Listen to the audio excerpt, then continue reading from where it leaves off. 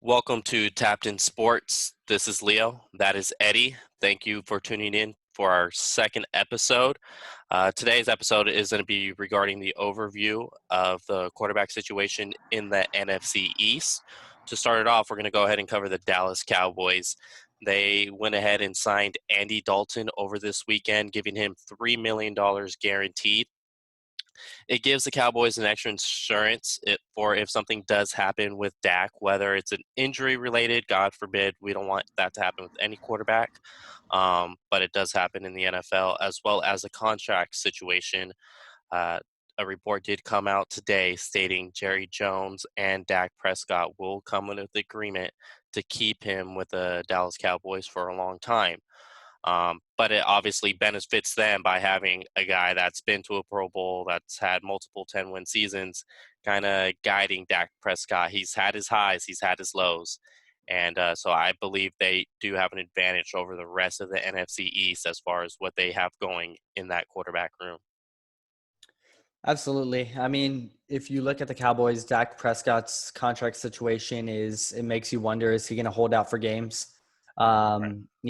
Everybody feels comfortable that that's not going to be the case, but right now nobody really knows. So they went Right. out and signed Andy Dalton to a $3 million guaranteed contract, $7 million if he hits all his incentives. So, ideally in a perfect world for the Dallas Cowboys, he doesn't play and Dak Prescott's the quarterback for, every game, including the Super Bowl. No. Um, but that's going to be their hope. And Right. Andy Dalton, he would be a veteran on the bench, a guy in the quarterback room that's able to give some guidance, be able to see the field very similar to how Dak Prescott does. So they have to feel extremely comfortable with the situation going into the season to have two veteran quarterbacks that have won games. Absolutely. And a team like the Dallas Cowboys, as you said, is going to be extremely comfortable going into the season. One team that I believe isn't going to be too comfortable is the second team we're going to touch on is the New York Football Giants. New head coach, a second-year quarterback who showed some flashes last season, but ultimately showed a lot more struggles than highlights. And that's with Jones over there, the second-year quarterback. And then they did went ahead and signed Cooper Rush after he got waived to make room for Andy Dalton in the Cowboys. He's someone who does know the system that they're going to run over there with the New York Giants. I would not be surprised for whatever reason if he does start a game this season, just because, like I said, he is familiar with the system. And they also did add Colt McCoy. He's just provides knowledge, veteran knowledge, which what they don't have in Jones as well as Cooper Rush. Yeah, I mean, we've seen some good flashes from Daniel Jones last year, and I think they hope they're going to get more of that by solidifying the offensive line. They went out and they used their fourth pick in the draft to draft Andrew Thomas. So they're hoping he's going to be their left tackle of the future, give Daniel Jones a little bit more time to throw the ball, ideally shore up some of the lanes for Saquon Barkley to run through. Right. And then they also added some more draft capital to that offensive line as well. So, they're hoping to see more flashes and more consistency out of Daniel Jones. Colt McCoy, he's a guy, he kind of reminds me of Kellen Moore, actually. Never going to be the quarterback you want to start. Right. Very knowledgeable, smart quarterback. He's another guy that's going to be great in the quarterback room, and he's going to be able to give some tutelage to Daniel Jones. And then they get Cooper Rush, a guy that's familiar with the system. I think that's more so of getting everybody kind of on the same page, helping each other out, or helping the other quarterbacks out with learning the system and going through the certain progressions in that system. So I don't think he's going to be a guy that's going to be on the roster come the end of preseason and the start of the new year. But I do see he's a guy that's going to be, kind of tutoring these guys moving forward. Right. Absolutely. So it'll be interesting to see what they do there is if they decide to keep all three quarterbacks. The next situation is a unique situation. something that none of us all saw coming is the Philadelphia Eagles. They do have Carson Wentz, who's a solid starting quarterback in this league. He has proved that. He went ahead and still won that division last year with the limited tools he had at wide receiver. He had his number one wide receiver was a converted quarterback from college. So now that they went ahead and drafted more weapons for Carson Wentz, it'll be interesting to see if he can kind of get back to what he did the year before when he was the MVP talk, essentially before he got knocked out of the game against the Rams. Uh, the reason why I say we find this interesting is they went ahead and used their second round pick on Jalen Hurts. I think he's one of those college studs. I think he has a better arm than Tim Tebow, but ultimately he's going to be more of a Tim Tebow and a Taysom Hill type of guy. I don't necessarily see that complete accuracy there. Yes, it does give them an option if Carson Wentz does go down. Hopefully that obviously doesn't happen for the sake of Carson Wentz and his career. But he's just a guy I see more of like a utility knife, can do it all type of player with Jalen Hurts. And I don't know. I just don't think they should have went ahead and spent a second round pick. They had more uh, alarming needs, especially in that secondary when you got receivers like the Dallas Cowboys do. Absolutely. The Cowboys had a ton of the Eagles had a ton of pressing needs going into the draft, and using a second round pick on Jalen Hurts was a little bit questionable because I think you made note of it that he's really like a college stud quarterback. He's not a guy that really translates into the NFL. I would, hope not to see him prove me wrong, me being a Cowboys fan, but I just don't see it, honestly.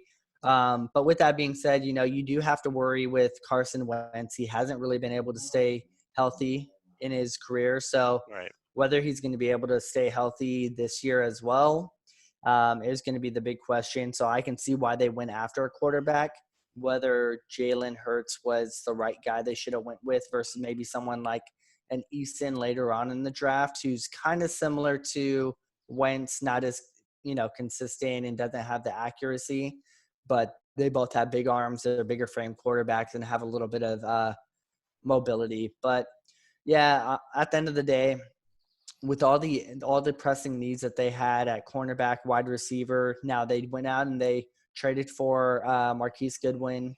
They added some speed with Rager in the first round. They added some speed with Hightower in, I believe, the fourth round. So they added a lot of speed to that offense. They're hoping they get some production out of Deshaun Jackson Right. because what he and Wentz did that first game, they took the top off the defense for sure. But whether they can get that and more consistency out of that is the big question, and not really addressing the cornerback position when you had guys like Fulton on the board in the second round and taking a quarterback. That wasn't really a good pick. So I'm not a huge fan of what they did and the pick that they made, but maybe they're going to, prove us all wrong. Yeah, like I said, I'm not a huge fan in the Hurts idea. Maybe that does. Uh, it would probably at most only take Wentz off the field for about 5 plays if they decided to do something sneaky over there. Maybe it's some type of wildcat or Taysom Hill type of situation. Um, but ultimately, I think they did have those more alarming leads, like you said, and hopefully he does prove us wrong. I would love to be proved wrong, and I love not being right on situations like this. It's just, as you noted, they don't translate very well. He doesn't have the accuracy of as a Russell Wilson for me. And then just finally touching up, rounding out the division completely is the Washington Redskins. This is more of a New York Giants situation for me. It's the Cowboys are ecstatic with their situation. The Eagles are ecstatic with their situation, and then the Redskins and the Giants fall in the same boat towards, okay, let's new head coach. Let's see what we're going to do with these year two quarterbacks. And Haskins did show some potential down the stretch of the year last season, not as much as Jones showed with the Giants, but I believe there is something there to where that's why they didn't go take, say, Tua, and they stuck with Haskins instead. as well as they traded for Kyle Allen, gave up a fifth-round pick for him. So it seems like that's who they want to be their backup quarterback there, which I find interesting because I don't know if you've seen the E60 on Alex Smith. Man, that's a crazy situation with what happened with his leg over there, and it's gonna be interesting to see how much fight and how much will he's gonna put to be that maybe that tutor or fight for that second backup position there. Yeah, it's definitely going to be interesting with the Redskins. You saw glimpses of from Haskins. So, and he has all the arm talent. He's exactly what you want out of a quarterback. Big, strong arm, can make all the throws. But consistency and accuracy is really where he needs to, work on his game.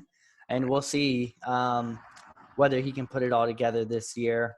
Um, with that being said, Kyle Allen, he's another guy. Just what exactly are you going to get from him? He was really Yeah, inconsistent and more bad than good when he played with the Panthers. So you can't feel all that great about going into the season if he's your backup quarterback. yeah, Maybe they saw some more out of him than any of us did. It is Ron Rivera. Maybe, he realized the situation and the game plan wasn't really suited for a player of his type, and maybe they have something new for Allen over there. Um, but we'll see with that. You can't feel very great or confident going into the season as of right now with Allen as your backup. right. And then Alex Smith. I mean, it's unfortunate what happened. You wonder how much fight and how much will there is to come back with the guy. His contract's fully guaranteed, so there's really no reason for him to really put himself through the struggles and the rigorous workouts and everything to kind of get back into the NFL. The risk of him injuring his leg again is high. So it's gonna be interesting what happens with the whole Alex Smith situation. Whether he does just enough to stay on the roster to earn his paycheck, or whether he retires, which I highly doubt is going to happen, or maybe he pushes so hard that he's ready at some point in the season to be the backup.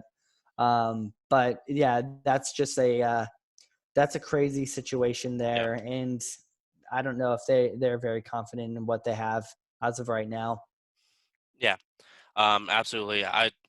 Being a 49ers fan like myself, I would love to see Alex Smith get another chance. Obviously, his health concerns do come first as far as getting sacked in the pocket. What would that do for his future as far as being able to stand on his two legs? Well, thank you guys for tuning in. This is our rankings for the NFC East quarterback division. We got the Dallas Cowboys up first. Then we got the Eagles second.